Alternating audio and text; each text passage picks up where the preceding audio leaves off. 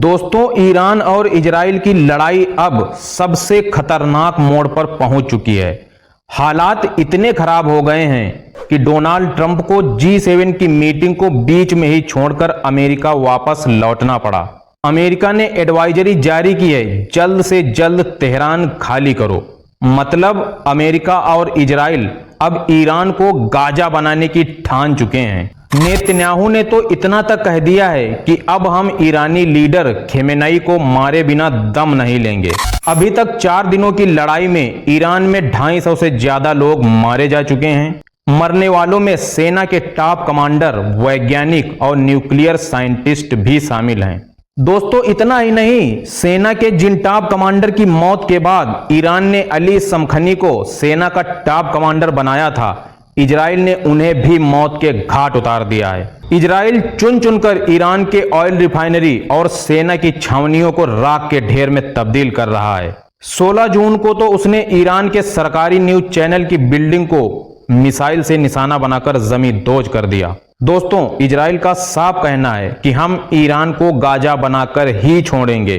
दूसरी तरफ ईरान भी कम नहीं पड़ रहा है। उसने भी इन 4 दिनों की लड़ाई में इजराइल में वो तबाही मचाई है जैसी तबाही हिजबुल्लाह, हमास और हूती मिलकर आज तक नहीं मचा पाए। इन हमलों में इजराइल में 25 से ज्यादा मौतें हो चुकी हैं। ईरान अब तक सैकड़ों मिसाइलें इजराइल पर दाग चुका है। हालांकि इजराइल ने ईरान की कई मिसाइलों को अपने डिफेंस सिस्टम के जरिए हवा में ही खत्म कर रहा है, लेकिन फिर भी कई मिसाइलें इजराइल को सीधा हिट कर रही हैं। इतना ही नहीं, ईरान ने इजराइल को धमकाते हुए कहा है कि हम अभी तो अपनी पुरानी मिसाइलें ही दाग रहे हैं, अपनी लेटेस्ट और सबसे ताकतवर मिसाइलों को तो अभी निकाला ही नहीं है। इजराइल से ईरानी हमले की जो तस्वीरें आ रही हैं वो बेहद खौफनाक और हिला देने वाली हैं।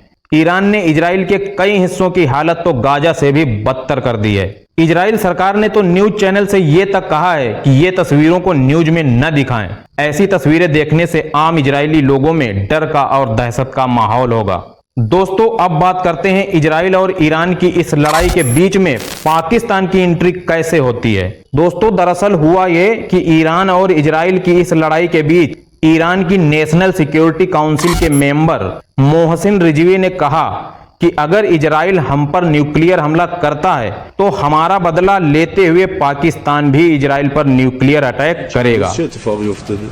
तमाम कश्वरهای عربی تماس گرفتن و گفتن ما از شما حمایت میکنیم. पाकिस्तान। अब जैसे ही यह खबर बाहर आई तो पूरी दुनिया में हड़कंप मच गया, क्योंकि पाकिस्तान के कई हुक्मरान साफ तौर पर बोल चुके हैं कि पाकिस्तान के पास जो न्यूक्लियर बम है वो पूरी दुनिया के इस्लामिक वर्ल्ड का न्यूक्लियर बम है। The entire nation takes justifiable pride in the accomplishments of the Pakistan Atomic Energy Commission. Jamali says Pakistan could use nukes in case of war. Amid Operation Parakram of 2002, India responded to the then Pakistan President and Army Chief General Pervez Musharraf's nuclear threats with wit. बाबा, ये जो 130 atomic हमारे पास weapon है वो हमने सिर्फ model बनाने के लिए नहीं रखे हुए।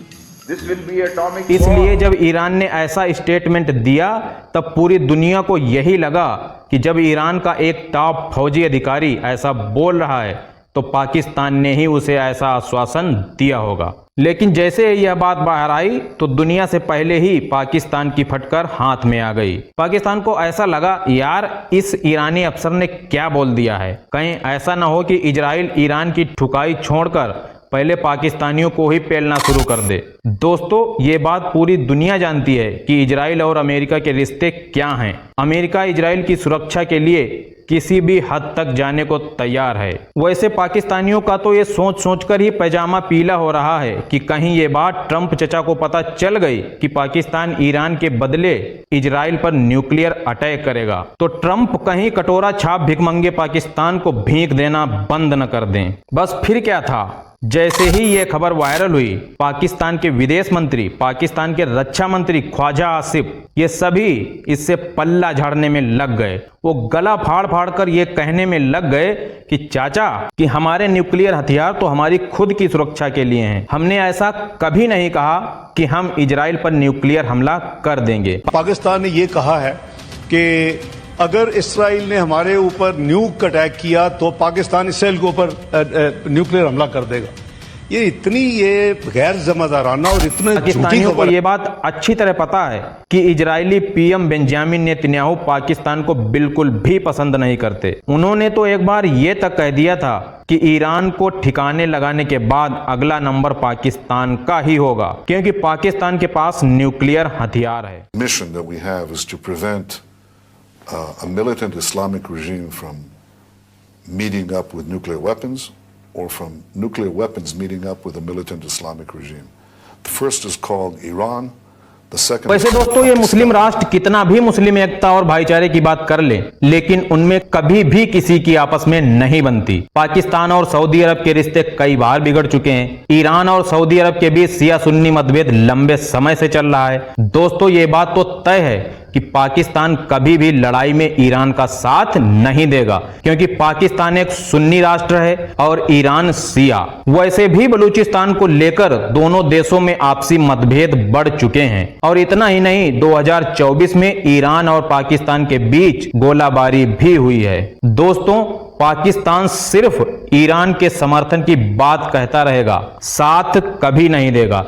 इसकी सबसे बड़ी वजह है डोनाल्ड ट्रंप। तो दोस्तों ये वीडियो कैसा लगा हमें कमेंट करके जरूर बताइएगा। क्या इजराइल ईरान को छोड़कर पाकिस्तान की ठुकाई करना शुरू करे? कमेंट करके जरूर बताइएगा दोस्तों। और अगर आपने चैनल को सब्सक्राइब नहीं किया है तो प्लीज चैनल को सब्सक्राइब भी करिएगा। मिलते हैं अगली वीडियो में, तब तक के लिए बहुत बहुत धन्यवाद।